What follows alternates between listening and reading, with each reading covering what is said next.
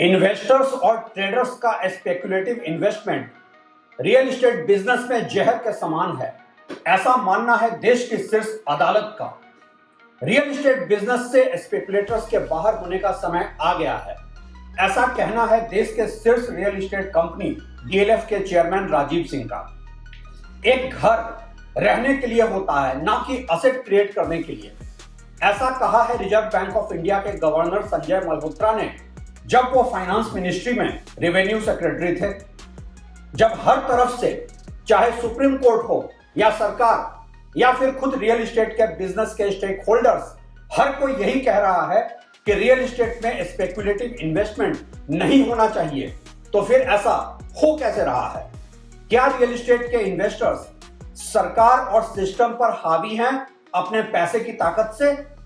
क्यों नहीं चाइना की तरह पॉलिसी बनाकर रियल एस्टेट को एक ट्रेडिंग कमोडिटी बनने से रोका जा रहा है इस देश में? या फिर यह है एक ऐसा खेल जहां पैसे वाले इन्वेस्टर को देखकर हर किसी के मुंह से यही निकल जाता है, can't live with you but can't live without you.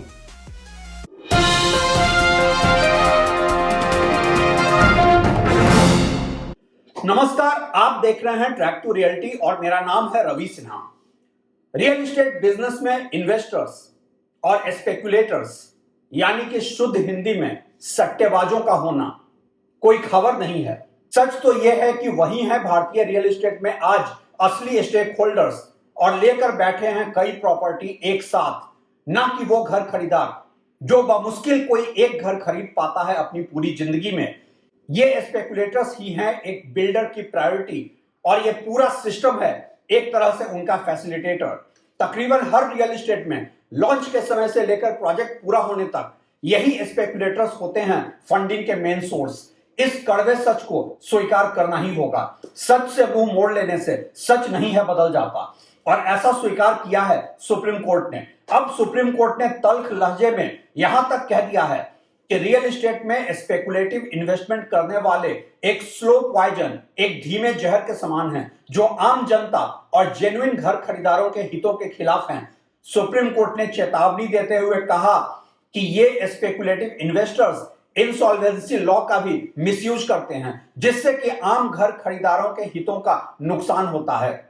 Justice जेबी पारदीवाला और जस्टिस आर महादेवन की एक बेंच ने कहा कि ये स्पेकुलेटिव इन्वेस्टर्स हमेशा एक इजी एग्जिट चाहते हैं और IBC insolvency and bankruptcy code का मिसयूज करते हैं, और बेईमान बिल्डर इनके सहारे पूरे लीगल प्रोसेस और सिस्टम को एक्सप्लॉइट करते रहते हैं। सुप्रीम कोर्ट ने यहां तक कहा कि इंसॉल्वेंसी प्रोसीडिंग्स यानी कि बिल्डर को दिवालियापन में खींचना प्रोजेक्ट स्पेसिफिक होना चाहिए, ना कि उसकी पूरी कंपनी को दिवालियापन में खींचकर उसके दूसरे प्रोजेक्ट के घर खरीदारों को भी इससे परेशान किया जाए।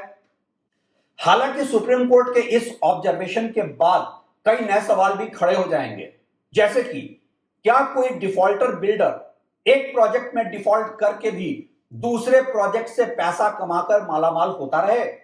कानून और सिस्टम को इससे कोई परेशानी नहीं है? क्या एक प्रोजेक्ट का defaulter builder rich promoter of sick company बनकर अपने पैसे पर जिंदगी एंजॉय करता रहे? क्यों नहीं हो उसका पर्सनल वेल्थ भी सीज? बहरहाल वो एक अलग मुद्दा है। एक ऐसे देश में जहां बिल्डर की नैतिकता को तो छोड़ ही दें, पूरे सिस्टम में ही नैतिकता नहीं है। आज असल मुद्दा वो नहीं है। असल मुद्दा है कि कैसे बिल्डर्स अपने इन्वेस्टर्स और स्पेकुलेटर्स के सहारे प्रोजेक्ट को लॉन्च करके और फिर आम इंडियंस की जिंदगी भर की कमाई लेकर प्रोजेक्ट डिफॉल्ट ना करे। एक आम इंसान बिल्डर्स और उनके स्पेकुलेटिव इन्वेस्टर्स के बीच फंसकर अपने ऊपर घर किराया और बैंक लोन ईएमआई के दोहरे दबाव में अपनी जिंदगी ना जिए। और इसके लिए सुप्रीम कोर्ट ने साफ तौर पर निर्देश देते हुए कहा है कि ये स्टेट यानी कि सरकार की जिम्मेदारी है। ये उनका कॉन्स्टिट्यूशनल ऑब्लिगेशन है कि वो इंश्योर करें और एक ऐसा फ्रेमवर्क इन्फोर्स कर दें कि कोई बिल्डर फ्रॉड कर ही ना सके और घर खरीदारों का शोषण ना हो। इंडिया की अर्बन पॉलिसीज ऐसी हो जाए जो इंश्योर करे कि हर हाउसिंग प्रोजेक्ट टाइम से पूरे हों। और यहीं से शुरू होता है असली सवाल, आखिर क्यों हैं इन्वेस्टर्स और स्पेकुलेटिव ट्रेडर्स इतने एक्टिव रियल एस्टेट प्रोजेक्ट्स में? डीएलएफ के चेयरमैन राजीव सिंह ने पिछले दिनों यह कहा था कि अब प्रॉपर्टी मार्केट से इन्वेस्टर्स के बाहर होने का समय आ गया है। ये और बात है कि राजीव सिंह दूसरे बिल्डरों की बात तो छोड़ ही दें, क्या पूरे विश्वास के साथ ऐसा कह सकते हैं कि उनकी कंपनी डीएलएफ में इन्वेस्टर ड्रिवन सेल नहीं हो रही है आज भी? खैर, कस्में वादे प्यार वफा सब बातें हैं, बातों का क्या। और सरकार क्या कर रही है? कौन रोक रहा है ऐसी पॉलिसीज बनाने से जहां की किसी हाउसिंग प्रोजेक्ट को दिवालियापन में जाना ही ना पड़े, हर हाउसिंग प्रोजेक्ट टाइम से हो पूरे और इन्वेस्टर्स और स्पेकुलेटर्स को इस बिजनेस में पैसे लगाने का कोई इंसेंटिव ही ना हो। और सबसे बड़ा सवाल ये कि जब सारे ही स्टेक होल्डर्स, चाहे सुप्रीम कोर्ट हो या सरकार या फिर खुद बिल्डर्स ही, ये मानते हैं कि स्पेकुलेटिव इन्वेस्टमेंट रियल एस्टेट के इकोसिस्टम के लिए ठीक नहीं है, तो फिर क्या ये पैसे वाले सट्टेबाज इन्वेस्टर्स इतने पावरफुल खुद से हो गए हैं कि वो ये गंदा खेल खेलते रहें, पूरे सिस्टम को एक्सप्लॉइट करते रहें? घर खरीदारों के शोषण के लिए क्या सिर्फ स्पेकुलेटिव इन्वेस्टर्स ही जिम्मेदार हैं? सवाल तो वैसे और भी कई हैं, लेकिन जवाब समझने के लिए आपको समझना होगा रियल एस्टेट बिजनेस का पूरा इकोसिस्टम, सारे वेस्टेड इंटरेस्ट के कथनी और करनी का फर्क, और यह भी समझना होगा कि कौन कहां से दे रहा है इन बिल्डर्स को खुले लूट का खेल खेलने की इजाजत। दरअसल इंडिया का रियल एस्टेट आज भी इतना अनरेगुलेटेड है, बेलगाम है, रेकलेस है, इतना एक्सप्लॉयटेटिव है कि प्रोजेक्ट लॉन्च के समय एक आम घर खरीदार की अमूमन हिम्मत भी नहीं होती है घर खरीद लेने की। क्या पता बिल्डर भाग ही जाए पैसे लेकर। अब प्लीज कोई ये मत कहना कि ये सब तो प्री रेरा डेज की रियलिटी है। कुछ नहीं बदला है रेरा के आने के बाद भी। जिन्हें लगता है कि रेरा के आने के बाद इंडियन रियल एस्टेट की ग्राउंड रियलिटीज बदल गई हैं, वो या तो नादान हैं, अनभिज्ञ हैं रियल एस्टेट की दुनिया से ही, या फिर हैं खुद एक वेस्टेड इंटरेस्ट।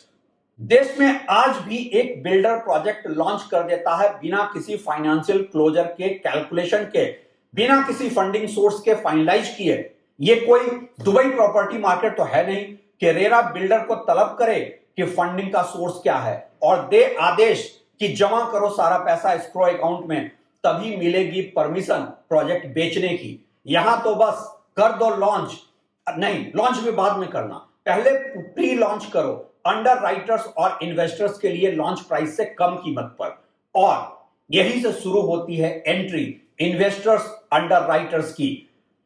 कौन होते हैं ये इन्वेस्टर्स और अंडर राइटर्स? दरअसल ये ब्रोकर भी नहीं होते हैं, लेकिन उठाते हैं बल्क बुकिंग में 10, 20, 50 प्रॉपर्टी एक साथ। इनमें से ज्यादातर होते हैं बस फ्रंटमैन, उन पॉलिटिशियंस, ब्यूरोक्रेट्स और पूंजीपतियों के जिन्होंने अपना पैसा डालना होता है रियल एस्टेट में। पर्पस है दो, एक तो प्रोजेक्ट लॉन्च से कंप्लीशन के बीच में प्राइस बढ़ते रहने का मुनाफा, और दूसरा अपना कैश, अपना काला धन यहां एग्जॉस्ट कर लेना। क्या होने देंगे ऐसे पावरफुल लोग रियल एस्टेट मार्केट क्लीन और ट्रांसपेरेंट? नहीं, चाहे जो भी कहता रहे सुप्रीम कोर्ट।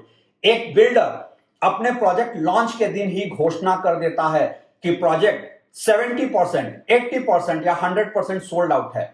ऐसे कैसे? क्या प्रॉपर्टी में है भी इतनी डिमांड? किसे नहीं समझ में आता है कि क्या खेल है ये? कैसे प्री लॉन्च में हो गया है इन्वेस्टर्स और अंडर राइटर्स का पैसा जमा? ये खेल सबके लिए सुटेबल है। बिल्डर का इन्वेंट्री बिक गया, काले धन वालों का पैसा इन्वेस्ट हो गया, और साथ में हो गया सारा पैसा सफेद, बीच में मीडिएटर्स का फायदा अलग। लेकिन इस खेल में एक बुनियादी जरूरत की चीज, एक घर, हो गया आम आदमी की पहुंच से बाहर। और अगर कभी इन इन्वेस्टर्स और बिल्डर्स के बीच की डील में कोई ब्रीच ऑफ ट्रस्ट हुआ, तो ये पावरफुल लोग घसीट लेते हैं बिल्डर को इंसॉल्वेंसी में। वैसे ज्यादातर बिल्डर तो अपनी फितरत से ही मजबूर हैं। इन इन्वेस्टर्स और स्पेकुलेटर्स का पैसा लेकर प्रोजेक्ट पूरा करने की बजाय दूसरे प्रोजेक्ट लॉन्च करने में लग जाते हैं। आज तो बिल्डर और स्पेकुलेटिव इन्वेस्टर के बीच कॉन्फ्लिक्ट की एक और वजह यह भी है कि इन इन्वेस्टर्स का पैसा फंस गया है प्रोजेक्ट में, क्योंकि चूंकि मार्केट में खरीदार एक एंड यूजर है ही नहीं, तो पैसा फंसा पड़ा है। लेकिन सबसे बड़ा सवाल तो यही है ना कि एक ऐसे बिजनेस इकोसिस्टम में जहां की स्पेकुलेटिव इन्वेस्टमेंट सबके लिए है सहूलियत का सौदा, तो उसे रोकेगा कौन? कौन लगाएगा लगाम इन बेलगाम बिल्डर्स और इन्वेस्टर्स पर?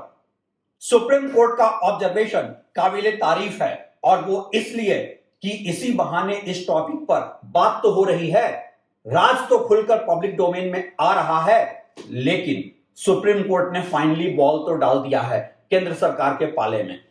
बनाने को ऐसी पॉलिसीज की आय पारदर्शिता, लेकिन चंदा दो धंधा लो के इस दौर में क्या ये सब इतना आसान है?